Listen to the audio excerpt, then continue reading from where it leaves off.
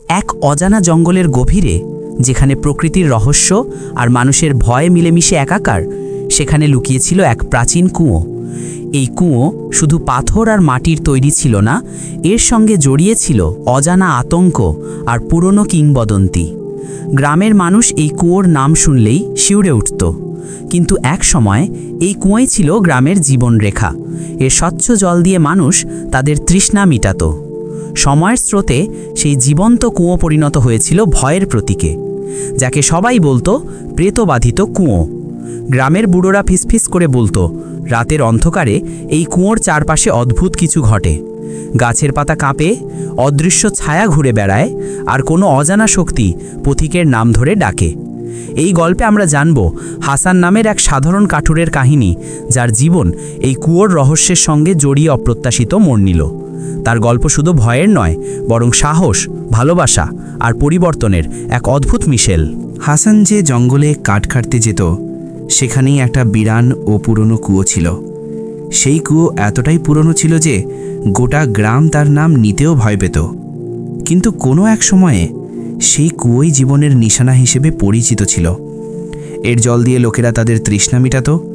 কিন্তু সময়ের সঙ্গে সঙ্গে এই কুয়ো ভয়ের নিশানায় পরিণত হয়েছিল এবং প্রেতবাধিত কুয়োর নামে বিখ্যাত হয়ে গিয়েছিল। গ্রামের বুড়োরা প্রায় বলতো যে রাতের অন্ধকার ছড়িয়ে পড়তেই কুয়োর গাছের গাছগুলোতে কিছু একটা ঘুরতে শুরু করত, যা চোখেও দেখা যেত না। গাছের ডালপালা কোনো কারণ ছাড়াই কাঁপতে শুরু করত। সন্ধ্যার পর সেই পুরনো কুয়ো যেন আবার জীবন্ত হয়ে উঠত। যে কোনো দুর্ভাগা পথিক রাতের বেলা সেখান দিয়ে যেত, সে পথ ভুলে যেত এবং হঠাৎ কোনো জোরালো ও অদ্ভুত আওয়াজ তার নাম ডেকে ডেকে তাকে নিজের দিকে ডাকত। গ্রামের বুড়োরা এটাও বলতো যে এই কুয়োই অনেক নিরীহ প্রাণ নিগলেছে। এই ভয়ই হাসানের মনেও ছিল, তাই সে প্রতিদিন জঙ্গলে যেত, কিন্তু সূর্য ডোবার আগেই ফিরে আসত। সে জানত যে কেউ এই কুয়োর জালে আটকা পড়েছে, সে কখনো ফিরে আসতে পারে না। একদিন হাসান কাঠের বোঝা কাঁধে তুলে নিজের বাড়ির দিকে ধীরে ধীরে এগোচ্ছিল। হাসানের বয়স প্রায় 50 বছর ছিল এবং সে একজন সরল সাধারণ মানুষ ছিল। সে সারাদিন জঙ্গলে গাছ কাটত এবং পরিশ্রম করত, আর যখন সন্ধ্যায় বাড়ি ফিরত তখনও বিশ্রাম তার কপালে জুটত না। গরিবি যেন তার কপালে লেখা হয়ে গিয়েছিল।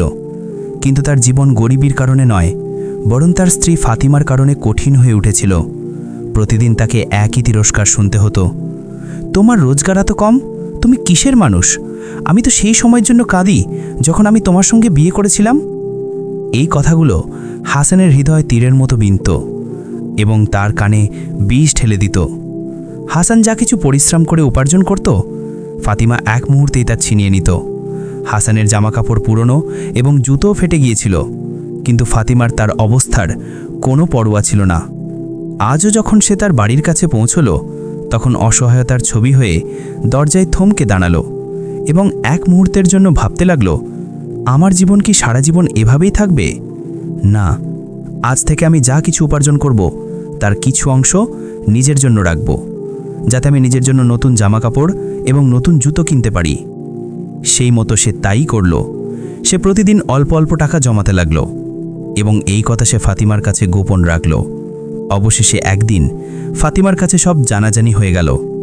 যখন সে দেখল যে হাসান টাকা গুনছে, তখন সে তার ওপর ঝাঁপিয়ে পড়ল এবং বলতে লাগল, এই টাকা তাড়াতাড়ি আমার হাতে তুলে দাও। হাসান, যে একজন সরল সাধারণ মানুষ ছিল, সে নরমভাবে বলতে লাগল, কিন্তু এই টাকা তো আমি আমার জামাকাপড় এবং জুতো কেনার জন্য জমিয়েছি। আমার জামাকাপড় পুরনো এবং জুতোও ফেটে গেছে, তুমি এত রাগ করছো কেন? ফাতেমা যখন এটা শুনল, তখন সে রাগে জবাব দিল, তোমার এত সাহস যে তুমি তোমার টাকা আমার কাছ থেকে লুকিয়ে রাখো? এই কথা বলার পর সে হাসানের ওপর ঝাঁপিয়ে পড়ল এবং তারপর এত হট্টগোল হলো যে এটা বোঝা মুশকিল ছিল যে তারা দুজন কিভাবে বেঁচে গেল। আর এই ছিল সেই মুহূর্ত যখন হাসানের ধৈর্যের পাত্র পূর্ণ হয়ে গেল। সে জীবনে প্রথমবার ভাবল যে এখন সে এই অপমান আর সহ্য করবে না। সন্ধ্যার সময় ছিল এবং অন্ধকারও ছড়িয়ে পড়েছিল। হাসান জঙ্গলের দিকে বিরান পথে হাঁটতে লাগল, কিন্তু তার ধারণা ছিল না যে সন্ধ্যার সময় জঙ্গলের দিকে যাওয়া তার জীবনকে চিরতরে বদলে দেবে। বাড়ি থেকে বের হওয়ার সময় সে ফাতিমাকে শুধু এটুকুই বলল যে সে তার পিছু নিয়ে না আসে। কিন্তু সে বেশি দূর যায়নি, তখনই ফাতিমাও গাধায় চড়ে তার পিছু নিল এবং ধীরে ধীরে বড়বড় করতে লাগলো, নিশ্চয়ই এই লোকটা আমার কাছে কোনো সম্পদ লুকিয়ে রেখেছে, আমিও তার পিছু ছাড়ব না। হাসানও বুঝতে পারল যে ফাতিমা তার পিছু নিচ্ছে, তাই সে ঠিক করল যে সে অজানা সেজে কাজ করবে। যখন হাসান জঙ্গলে পৌঁছল তখন সে কাঠ কাটতে শুরু করলো এবং ফাতিমা দূরে দাঁড়িয়ে তাকে দেখতে লাগলো এবং তারপর এদিক ওদিক ঘুরতে লাগলো। এমনকি সে ঘুরতে ঘুরতে সেই বিরান কুয়োর কাছে পৌঁছে গেল। সে কুয়োর মধ্যে উঁকি দিতে যাচ্ছিল, তখনই হাসানের আওয়াজ গোটা জঙ্গলে জোরে গুঞ্জে উঠল, সাবধান, ওই কুয়ো থেকে দূরে থাকো, ফিরে আসো। কিন্তু সে হাসানের কথায় কোনো মনোযোগ দিল না। যদিও সে হাসানের আওয়াজ শুনেছিল, সে আর এক পা এগিয়ে দিল এবং তারপর তার পা টলটলে করতে লাগলো। হঠাৎ একটা কালো ধোঁয়া কুয়োকে ঘিরে ফেলল এবং তারপর চোখের পলকেই সে কুয়োর মধ্যে চলে গেল। এমন মনে হলো যেন কোনো অদৃশ্য শক্তি তাকে কুয়োর মধ্যে টেনে নিয়ে গেছে। হাসান কুয়ো থেকে ভয় পেত এবং সে ফাতিমার উপর রাগও ছিল, তাই সে ঠিক করল যে ফাতিমা এর যোগ্য নয় যে তার জন্য কিছু করা হোক। তারপর সে আবার তার গাধায় চড়ে বাড়ি ফিরে এলো।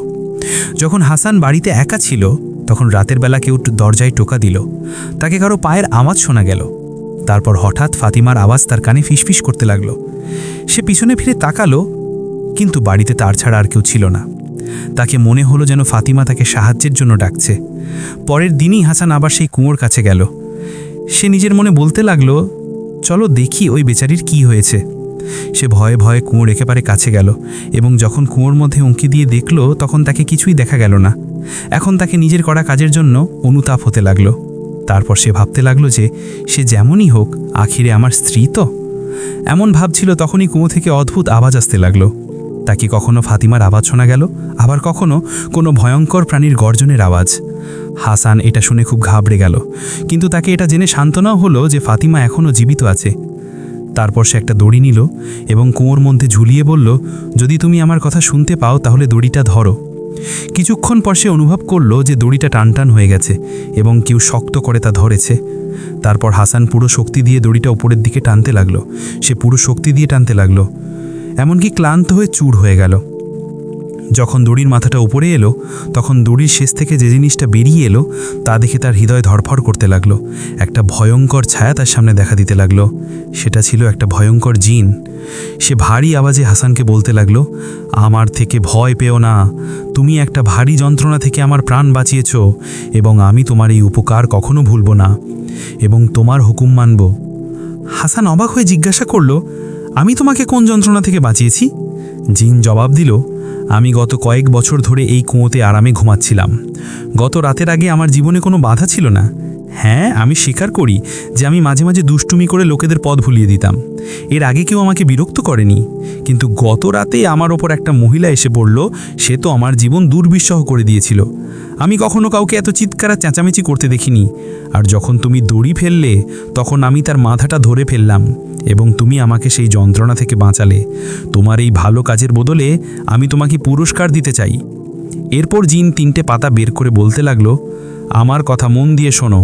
এখন আমি সুলতান আবদুল্লার মেয়ে আয়েশার কাছে যাব এবং তার শরীরে ঢুকে যাব। তারপর সে খুব অসুস্থ হয়ে পড়বে।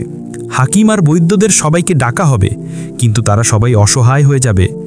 যখন তুমি সুলতান আবদুল্লার মেয়ের অসুস্থ হওয়ার খবর পাবে তখন তুমিও সুলতান আবদুল্লার কাছে পৌঁছে যেও এবং এই 3টে পাতা আয়েশার কপালে রেখে দিও। যেই তুমি এই 3টে পাতা তার কপালে রাখবে, আমি তার শরীর থেকে বেরিয়ে আসব এবং সে পুরোপুরি সুস্থ হয়ে যাবে। সুলতান আবদুল্লাহ তোমার প্রতি খুব খুশি হবে এবং তোমাকে অনেক পুরস্কার দেবে। হাসান এই পরিকল্পনা খুব পছন্দ করলো এবং জিনের কাছ থেকে পাতাগুলো নিয়ে সেখান থেকে চলে গেল। সে ফাতিমাকে যে কুয়ে পড়েছিল তাকে এই ভেবে সেখানেই ছেড়ে দিল যে এটাও একটা শিক্ষা পাওয়া উচিত। এই মহিলা তো জিনের জীবনও দুর্বিষহ করে দিয়েছে। যেই হাসান সেখান থেকে রওনা হলো তখনই জিনও সেখান থেকে সুলতানের প্রাসাদে পৌঁছে গেল এবং আয়েশার শরীরে ঢুকে গেল। সেই দিন থেকে সেই বেচারি চুপচাপ থাকতে লাগলো এবং একদিন খুব অসুস্থ হয়ে পড়ল এবং জোরে জোরে চিৎকার করতে লাগলো, আমার মাথায় খুব যন্ত্রণা। যখন সুলতান আবদুল্লাহ তার মেয়ের অসুস্থ হওয়ার খবর পেল তখন তিনি তৎক্ষণাৎ তার ঘরে পৌঁছে গেল এবং তার মেয়েকে খুব যন্ত্রণায় দেখে খুব দুঃখিত হলো। তিনি তার রাজ্যের সব হাকিম এবং পণ্ডিতদের ডাকলো, কিন্তু সবাই অসহায় হয়ে গেল। আয়েশা যন্ত্রণায় ছটপট করছিল এবং তার যন্ত্রণা বাড়ছিল। ওদিকে হাসান বাড়ি ফিরে খুব খুশি ছিল এবং সে সব কিছু ভুলে গিয়েছিল। সে ফাতিমা থেকে মুক্তি পেয়ে খুব খুশি ছিল। সে এই খুশিতে জিনের দেওয়া 3টে পাতার কথাও ভুলে গেল। তারপর একদিন সুলতান আবদুল্লার পক্ষ থেকে ঘোষণা শুনল, আমার মেয়ে খুব অসুস্থ। হাকিম, জ্যোতিষী, পণ্ডিত সবাই ব্যর্থ হয়েছে। যে কেউ আমার মেয়ে চিকিৎসা করতে পারে সে এগিয়ে আসুক এবং তার চিকিৎসা করুক। যে আমার মেয়েকে সুস্থ করবে আমি আমার ধনভাণ্ডারের মুখ খুলে দেব। সুলতানের ঘোষণা শুনে হাসানের জিনের দেওয়া 3টে পাতার কথা মনে পড়ল এবং সে তৎক্ষণাৎ সুলতানের প্রাসাদের দিকে রওনা হলো। যখন সুলতান আবদুল্লাহ হাসানকে জিজ্ঞাসা করলো, তুমি কি আমার মেয়েকে সুস্থ করতে পারো, তখন সে গর্ব দেখাতে শুরু করলো এবং তারপর কিছু ভেবে বলল, হ্যাঁ আমি পারি, কিন্তু আগে আমার খাবারের ব্যবস্থা করো। খালি পেটে আমার কিচ্ছু হবে না। তার সামনে নানা রকম সুস্বাদু খাবার রাখা হলো এবং হাসান পেট ভরে খাবার খেলো। যখন হাসান খাওয়া শেষ করলো তখন সুলতান তৎক্ষণাৎ হাসানকে তার অসুস্থ মেয়ের ঘরে নিয়ে গেল। আয়েশা তখনও খুব যন্ত্রণায় ছিল। হাসান সেই 3টে পাতা জলে ভিজিয়ে আয়েশার কপালে রাখল। আয়েশার কপালে পাতা রাখার সঙ্গে সঙ্গে আয়েশার যন্ত্রণা উধাও হয়ে গেল এবং সে এমন সুস্থ হয়ে গেল যেন কখনো অসুস্থই ছিল না। সুলতান আবদুল্লাহ অঢেল সম্পদ হাসানের ওপর ঢেলে দিল এবং তার প্রতি অনেক কৃতজ্ঞতা প্রকাশ করল এবং তাকে সম্মানের সঙ্গে প্রাসাদ থেকে বিদায় করল। এখন হাসান তার জীবনে খুব খুশি ছিল, কিন্তু মাঝে মাঝে ফাতিমার কথাও মনে পড়ত, কিন্তু তাকে ফিরিয়ে আনার সাহস কখনো হলো না। সে প্রতিদিন সেই কুয়োর কাছে যেত এবং খাবারের একটা প্লেট দড়ির সাহায্যে কুয়োর মধ্যে নামিয়ে দিত এবং ফিরে আসত। সময় এভাবেই কেটে যাচ্ছিল। হঠাৎ হাসান একদিন আবার সুলতান আবদুল্লার পক্ষ থেকে ঘোষণা শুনল। তিনি হতাশ স্বরে বলছিলেন, প্রতিবেশী দেশের সুলতান ইউসুফ, যিনি আমার বন্ধুও, তার মেয়ে জাইনাবও ঠিক একই অবস্থায় আছে যে অবস্থায় আমার মেয়ে ছিল। কেউ কি এমন মানুষ আছে যে তার মেয়ের চিকিৎসা করতে পারে অথবা সেই কাঠুরের ঠিকানা বলতে পারে যে আমার মেয়েকে সুস্থ করেছিল? হাসান সুলতানের এই ঘোষণায় কোনো মনোযোগ দিল না। সে তার এই জীবনেই খুশি ছিল এবং তাকে আর কোনো পুরস্কারের প্রয়োজনও ছিল না। কিন্তু যখন সুলতানের চাকররা তার বাড়ি পর্যন্ত পৌঁছে গেল তখন সে আর না করতে পারল না। তাই তাকে প্রতিবেশী দেশের সুলতান ইউসুফের দরবারের দিকে রওনা হতে হলো। হাসান যেই জয়নাবের ঘরে পৌঁছালো তখনই সে দেখে বুঝল যে তার আবার সেই কুয়োর জিনের সঙ্গে সাক্ষাৎ হয়েছে। সে সেই পাতাগুলো তার পকেট থেকে বের করলো এবং তার কপালে রাখতে লাগলো, কিন্তু একটা তীক্ষ্ণ আওয়াজ তার কানে বেজে উঠল, থামো। তারপর সেই জিন একটা মানুষের রূপ ধরে তার সামনে দাঁড়িয়ে গেল। তুমি আগে আমার ওপর উপকার করেছিলে এবং আমিও তোমাকে পুরস্কার দিয়েছিলাম, কিন্তু এখন তুমি এটা বলতে পারো না যে আমি তোমার কাছে আমি আগেও সুলতানের মেয়েকে তোমার জন্য ছেড়ে দিয়েছিলাম, আর এখন তুমি চাও যে আমি এটাও হারাই? যদি এখন তুমি এটা করো তাহলে আমি 2 রাজকন্যাকে অদৃশ্য করে আমার সঙ্গে নিয়ে যাব। এই কথা শুনে হাসান বিব্রত হয়ে গেল এবং তারপর কিছু ভেবে বলল, আমি এখানে জয়নাবের জন্য আসিনি, এটা তোমার সম্পত্তি এবং তোমার আমার ওপর অনেক উপকার আছে, তুমি চাইলে ফাতিমাকেও নিয়ে যেতে পারো। তারপর জিন অবাক হয়ে জিজ্ঞাসা করলো, তাহলে তুমি এখানে কেন এসেছো? হাসান হতাশ হয়ে বলল, যে মহিলা কুয়োতে পড়েছিল সে আমার স্ত্রী ফাতিমা। আমি তাকে থেকে মুক্তি পাওয়ার জন্য তাকে কুয়োতে ছেড়ে দিয়েছিলাম। এটা শুনে জিন বিব্রত হয়ে বলল, কি? সে তোমার স্ত্রী? সে এখনো কুয়োতে আছে না কুয়ো থেকে বেরিয়ে এসেছে? তারপর হাসান বলল, হ্যাঁ, সেই মহিলা যে একদিনে তোমার নাকেও দম করে দিয়েছিল সে আমারই স্ত্রী। আমি তো লাখ চেষ্টা করেছি যে তার থেকে আমার পিছু ছাড়াই, কিন্তু আমি যেখানেই যাই সে আমার পিছু করে। এখনও সে দরজার পিছনে দাঁড়িয়ে আছে। এটা শুনে জিন ঘাবড়ে গেল। প্রথমে সে মাটির দিকে তাকালো এবং তারপর আকাশের দিকে, এবং তারপর সে একটা জোরালো চিৎকার করে সমস্ত সত্য না জেনেই সেখান থেকে অদৃশ্য হয়ে গেল। এভাবে 2 রাজকন্যাই হাসানের কারণে সুস্থ হয়ে গেল এবং হাসান 2 সুলতানের কাছ থেকে প্রচুর পুরস্কার পেল। সে খুশি হয়ে পুরস্কার নিয়ে তার বাড়িতে ফিরল, কিন্তু যখন সে একা তার বাড়িতে বসেছিল তখন ফাতিমার কথা মনে পড়ল এবং সে ভাবল, আমি তো একজন গরিব মানুষ ছিলাম এবং আমি যা কিছু পেয়েছি তা আসলে ফাতিমার কারণেই পেয়েছি। সে যেমনই হোক, যদি সে এমন না হতো তাহলে এই শান শওকত এবং এই সম্পদ আমার হাতে কখনো আসতো না। এই ভেবেই সে তার ঘোড়া বের করলো এবং জঙ্গলের দিকে রওনা হলো। সেখানে পৌঁছে সে আবার কুয়োর ওপর সেই দড়ি ঝুলালো এবং ফাতিমাকে ডেকে বলল, এই দড়ির মাথাটা ধরো। এবং তারপর সে ফাতিমাকে বের করে আনলো এবং তারপর ফাতিমাকে নিয়ে বাড়ির দিকে হাঁটতে লাগলো। ফাতিমা একেবারে চুপ এবং শান্ত ছিল। হাসান ভাবল যে সে বদলে গেছে, কিন্তু তারপর যখন তারা বাড়ি পৌঁছালো তখন ফাতিমা আবার তাকে খারাপ বলা শুরু করলো। এতদিন আমাকে সেখানে কুয়োতে ফেলে রেখে সুলতানের প্রাসাদে নিজে মজা করছিলে।